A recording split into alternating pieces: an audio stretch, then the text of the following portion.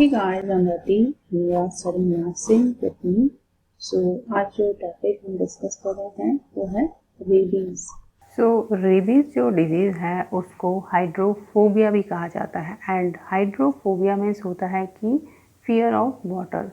यहाँ पर जब भी ये डिजीज़ डेवलप होती है तो पेशेंट के अंदर इस तरीके के जो साइन है वो देखने को मिलते हैं कि पेशेंट को पानी से डर लगने लगता है, इसीलिए इस डिजीज़ को हाइड्रोफोबिया भी कहा जाता है।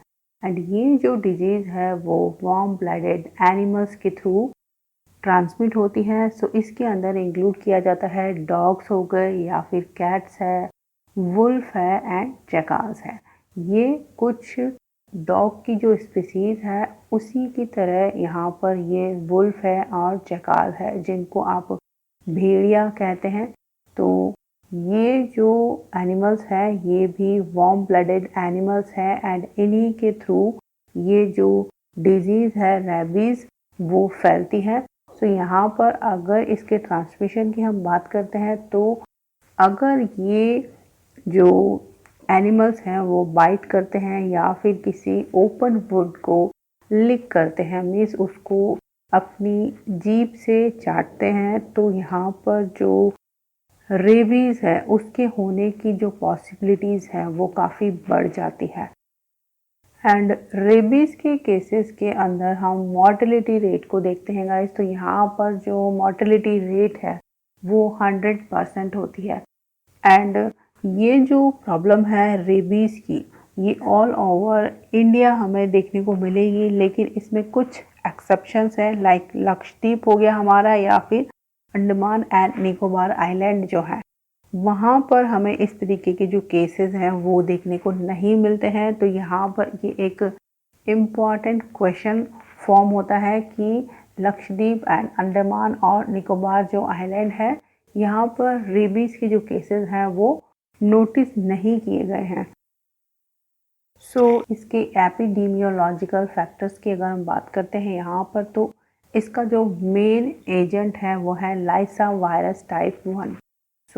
ये काफ़ी इम्पॉर्टेंट इन्फॉर्मेशन है यहाँ पर कि ये जो एजेंट है उसका नाम है लाइसा वायरस टाइप 1। इसको आपको याद रखना होगा क्योंकि एग्ज़ाम्स के अंदर जो एजेंट हैं वो भी पूछे जाते हैं। एंड सोर्स ऑफ इन्फेक्शन की अगर हम बात करते हैं यहाँ पर, तो डॉग बाइट, मेनली ये जो डिजीज़ है वो डॉग के बाइट करने से ही होती है और जो जैकाल्स हैं और वुल्फ्स हैं वो इसके रिजर्वायर हैं। यहाँ पर जो मेन सोर्स ऑफ इन्फेक्शन है वो डॉग्स है। एंड इन्फेक्टिव मटेरियल के अंदर जो सलाइवा है वो यहाँ पर सबसे ज़्यादा इन्फेक्टिव होता है क्योंकि उसी के अंदर जो वायरस है वो रिटेन करता है। तो यहाँ पर जो इन्फेक्टिव मटेरियल है वो सलाइवा होता है।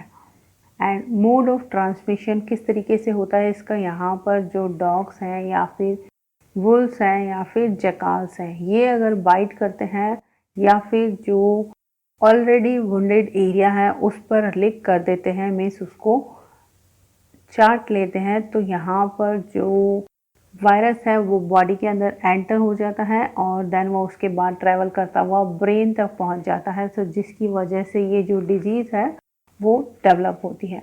एंड इसका जो इंक्यूबेशन पीरियड है वो 1 to 3 मंथ्स का पीरियड होता है। यहाँ पर ये एक इम्पॉर्टेंट नोट है, आपको इसको नोट डाउन कर लेना चाहिए क्योंकि एग्ज़ाम के अंदर इंक्यूबेशन पीरियड पूछे जाते हैं। एंड इस डिज़ीज़ के अंदर अगर हम क्लिनिकल फीचर्स की बात करते हैं गाइस, तो यहाँ पर जो मैन है जिसको कि रेबीज़ हुआ है, तो यहाँ पर हमें जो सिम्टम्स देखने को मिलेंगे, कॉमन सिम्टम्स कुछ इस तरीके से होंगे कि पेशेंट को हेडेक का प्रॉब्लम हो सकता है या फिर स्लाइट फीवर भी हो सकता है एंड पेशेंट थका हुआ महसूस कर सकता है और कुछ ट्विचिंग, पेन एंड नमनेस हो सकती है जहाँ पर बाइट किया है डॉग ने। यहाँ पर इस तरीके के हमें कुछ कॉमन साइन देखने को मिलते हैं, लेकिन जैसे ही ये डिज़ीज़ आगे अपना और भी वर्ष रूप लेती है, यहाँ पर डेवलप होती है आगे और फर्दर प्रोग्रेस करती है, तो कुछ इसके क्लासिकल सिम्टम्स हैं लाइक जैसे कि पेशेंट को यहाँ पर नॉइस से प्रॉब्लम होने लगती है एंड ब्राइट लाइट से।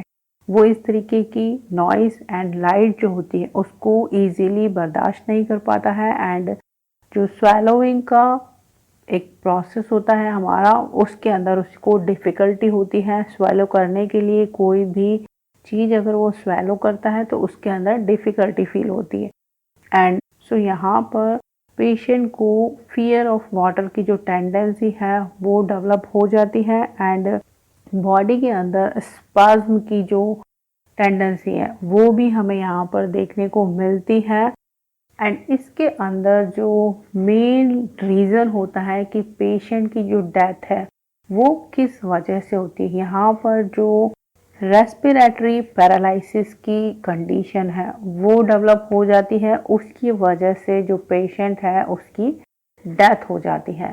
सो ये एक इम्पॉर्टेंट यहाँ पर अगेन एक पॉइंट है, इसको भी आपको नोट डाउन कर लेना चाहिए कि रेबीज़ के अंदर जो रेस्पिरेटरी पैरालिसिस की कंडीशन होती है उसी की वजह से पेशेंट की डेथ होती है। एंड अगर हम यहाँ पर डॉग को आइडेंटिफाई करना चाहें कि किस डॉग के अंदर रेबीज़ डेवलप हुआ है, तो यहाँ पर कुछ साइंस हमको देखने को मिलते हैं लाइक जो बिहेवियर है डॉग का वो चेंज हो जाता है। यहाँ पर अटैकिंग एंड बाइटिंग वाला जो बिहेवियर होता है वो हमें देखने को मिलता है कि जो डॉग है वो हर किसी पे अटैक करता है और बाइट करना शुरू कर देता है अगर उसको रेबीज़ हुआ है तो, या फिर अपना जो घर है उसको छोड़कर घर से भाग जाता है। इस तरीके की टेंडेंसी भी यहाँ पर डॉग के अंदर हमको देखने को मिलेगी एंड जो वॉइस है वो चेंज हो जाएगी। यहाँ पर जो डॉग है उसकी वॉइस हॉर्स वॉइस की तरह होगी, मीन्स एक घोड़े की जो वॉइस होती है उसकी तरह यहाँ पर वॉइस हो जाती है डॉग की एंड जो ब्रीदिंग है उसके अंदर हमें गैस्पिंग का जो पैटर्न होता है वो देखने को मिलता है। तो इस तरीके से यहाँ पर हम साइन एंड सिम्टम्स देख सकते हैं। अगर किसी डॉग को रेबीज़ हुआ है तो ये साइन आपको वहाँ पर देखने को मिलेंगे, तो हम इजीली आइडेंटिफाई कर सकते हैं। एंड यहाँ पर जब ये सिम्टम्स डेवलप होते हैं गाइस, तो जो डॉग है with in 10 days after developing the symptoms उसकी डेथ हो जाती है। सो ये काफ़ी इम्पॉर्टेंट साइन होते हैं जब भी कोई डॉग बाइट करता है इस तरीके का, और अगर वो इस तरीके की साइन शो कर रहा है और उसकी डेथ हो गई है विद इन 10 डेज, तो यहाँ पर आपको बहुत ही सावधानी बरतनी पड़ती है कि जो भी मैन को उसने बाइट किया है उसको यहाँ पर फिर एंटी रेबीज़ ट्रीटमेंट लेना होता है। सो यहाँ पर जब भी रेबीज़ की कंडीशन होती है तो हम उसको किस तरीके से प्रिवेंट कर सकते हैं, तो सबसे पहले हमें लोकल ट्रीटमेंट देना है। लोकल ट्रीटमेंट के अंदर हम क्या करेंगे कि जो भी सस्पेक्टेड वुंड है उसको हमें इमीडिएटली वॉश करना है विद सोप एंड वाटर के साथ में, और ये काफ़ी टाइम तक हमें करना है जिससे कि जो वायरस है उसकी जो एंटर होने की पॉसिबिलिटीज़ हैं उसको हम कम कर सकें। सो फर्स्ट हमारा स्टेप यही होता है यहाँ पर कि हमें उस वुंड एरिया को इमीडिएटली सोप एंड वाटर के साथ में वॉश करना है। और ये एक इम्पॉर्टेंट यहाँ पे क्वेश्चन है, सो आपको इसको भी नोट डाउन करना चाहिए कि जब भी कोई रेबीज़ का हम ट्रीटमेंट करेंगे तो इमीडिएटली हमें सबसे पहले वुंड को सोप एंड वाटर के साथ में वॉश करना होता है। देन उस वुंड को यहाँ पर अल्कोहल और टिंचर आयोडीन जो होते हैं उसके साथ में हमें पेंट करना है, और उसके बाद यहाँ पर जो ड्रेसिंग है उसको अप्लाई कर देना है। एंड देन यहाँ पर पेनिसिलिन को हम एडमिनिस्टर कर सकते हैं, और टिटनस का जो इंजेक्शन है उसको एज ए प्रोफाइलैक्टिक यूज़ कर सकते हैं। तो यहाँ पर लोकल ट्रीटमेंट हमको इस तरीके से करना होता है रेबीज़ के केस में। एंड रेबीज़ के केस में जो नेक्स्ट स्टेप होगा हमारा वो यहाँ पर यह है कि यहाँ पर हमें जो एनिमल है उसको ऑब्जर्व करना होता है for 10 days. After biting. So इस कंडीशन में अगर यहाँ पर जो एनिमल है वो इलनेस के साइन शो कर रहा है, जैसे कि हमने पहले ही बताया कि अगर किसी डॉग के अंदर रेबीज़ डेवलप होता है तो वहाँ पर उसके जो फीचर्स हैं वो हम पहले डिस्कस कर चुके हैं। तो इस तरीके के साइन अगर हमें डॉग के अंदर दिखाई दे रहे हैं तो यहाँ पर हमें इमीडिएटली जो एंटी रेबीज़ ट्रीटमेंट है उस कैंडिडेट को देना है जिसको कि एनिमल ने बाइट किया है। सो यहाँ पर फर्स्ट जो स्टेप है हमारा वो इस तरीके से होगा। और अगर यहाँ पर जो एनिमल है जिसने बाइट किया है वो बिल्कुल ठीक है, नॉर्मल है आफ्टर 10 डेज भी, तो यहाँ पर इस कंडीशन में ये भी हो सकता है कि जो रेबीज़ की टेंडेंसी थी उस एनिमल की वो डिसमिस हो चुकी हो आफ्टर 10 डेज। तो यहाँ पर वो जो एनिमल है वो हेल्दी दिखाई देगा हमें यहाँ पर। यहाँ पर कुछ पैरामीटर्स हैं उनको ध्यान में रखकर ये डिसाइड कर सकते हैं कि यहाँ पर हमें कैंडिडेट को एंटी रेबीज़ ट्रीटमेंट देना है या नहीं। अगर यहाँ पर जो बाइटिंग एनिमल है वो साइन शो कर रहा है रेबीज़ के और अगर उसकी डेथ हो जाती है तो ये फर्स्ट यहाँ पर कंडीशन है कि हमें immediately anti rabies treatment start करना होगा। जिस किसी को भी इस एनिमल ने बाइट किया है उसको, एंड यहाँ पर अगर जो एनिमल ने बाइट किया है उसको अगर हम ट्रेस नहीं कर पा रहे, ऑब्जर्व नहीं कर पा रहे या फिर उसको हम आइडेंटिफाई नहीं कर पा रहे तो इस कंडीशन में भी हमें एंटी रेबीज़ जो ट्रीटमेंट है वो स्टार्ट करना होता है। या फिर थर्ड जो कंडीशन है यहाँ पर अगर कोई वाइल्ड एनिमल बाइट करता है तो उस कंडीशन में भी हमें एंटी रेबीज़ ट्रीटमेंट को स्टार्ट करना होता है। तो ये कुछ 3 इम्पॉर्टेंट पॉइंट्स हैं जो कि इंडिकेशन है एंटी रेबीज़ ट्रीटमेंट के लिए। तो आपको ये भी ध्यान रखना होता है कि हमें किस कैंडिडेट को एंटी रेबीज़ ट्रीटमेंट स्टार्ट करना है। जब भी हम एंटी रेबीज़ ट्रीटमेंट स्टार्ट करते हैं गाइस तो यहाँ पर कुछ वैक्सीन हमें देखने को मिलती है। तो फर्स्ट जो वैक्सीन थी जो कि स्टार्टिंग में दी जाती थी उसका नाम है सैंपल वैक्सीन, लेकिन ये काफ़ी कॉम्प्लिकेटेड थी इसको देने के लिए। अगर आपने सुना हो तो पेट के आसपास इसको लगाया जाता था इस इंजेक्शन को, जो कि काफ़ी पेनफुल प्रोसीजर होता था। तो अब ये जो वैक्सीन है इसको बंद कर दिया गया है और यहाँ पर जो न्यू वैक्सीन है जिनको कि सेल कल्चर वैक्सीन कहा जाता है और इसके अंदर 2 वैक्सीन आपको देखने को मिलेंगे, ह्यूमन डिप्लॉयड सेल HDC और जो दूसरी है वो है प्यूरिफाइड चिक एम्ब्रियो सेल वैक्सीन PCEC। यहाँ पर ये सेल कल्चर वैक्सीन्स हैं, इनको हम यूज़ करते हैं एंटी रेबीज़ ट्रीटमेंट के लिए और जो काफ़ी कॉमन है, मार्केट में इजीली अवेलेबल है। जब भी हम इन वैक्सीन्स को यूज़ करेंगे गाइस तो यहाँ पर हमें ये वैक्सीन 5 टाइम यूज़ करनी होती है और 1 ml ईच टाइम हम यूज़ करेंगे। तो आपको ये जो क्वांटिटी है 1 ml इसको याद रखना है और इसको शेड्यूल के अकॉर्डिंग 5 टाइम हम यूज़ करते हैं। तो ये जो 5 टाइम्स हैं वो हम कब यूज़ कर सकते हैं? फर्स्ट यहाँ पर यूज़ होगा 0 डे के ऊपर, देन उसके बाद 3 डेज़ एंड 7 डेज़, फिर 14 डेज़ एंड 28 डेज़। इस तरीके से ये टोटल हो गया आपको 5 टाइम्स हम इसको यूज़ करेंगे और 1 ml यूज़ किया जाएगा और इंट्रामस्कुलरली हमें इसको यूज़ करना होता है। अपर आर्म के अंदर डेल्टोइड जो मसल है उसके अंदर ही हम इसको लगाते हैं।